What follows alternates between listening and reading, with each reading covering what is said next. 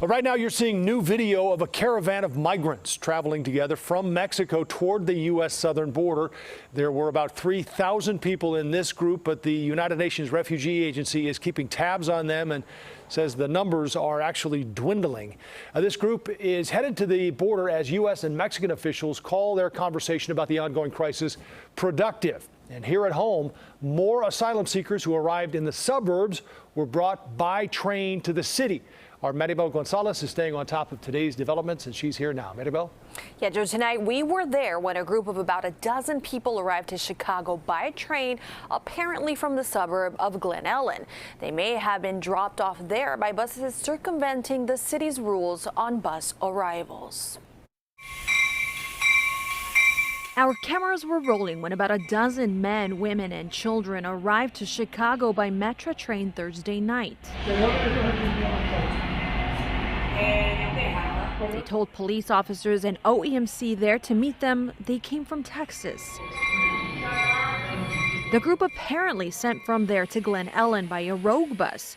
One of the buses chartered by the Lone Star State that are dropping off asylum seekers in Chicago suburbs outside of city protocols.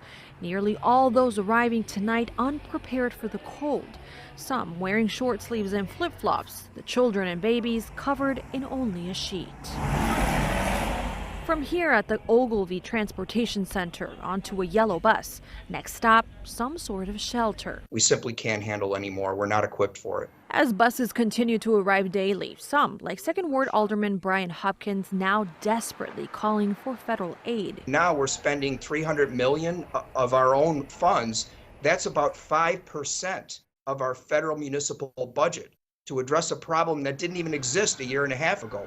Where's the federal government been? Right now, there are nearly 15,000 people staying in 27 shelters across the city. This latest arrival coming only one day after Mayor Brandon Johnson warning the city is nearing capacity. Without significant intervention from the federal government, this mission will not be sustained. Now, we did reach out to Glen Ellyn police to ask about this so-called rogue bus. They tell us a bus registered to the state of Texas did make a stop in their town, but it's not clear who was on the bus.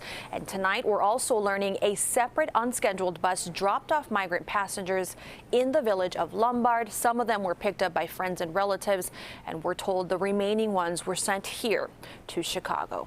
Reporting in the newsroom, Marybel Gonzalez, CBS 2 News. Marybel, thank you.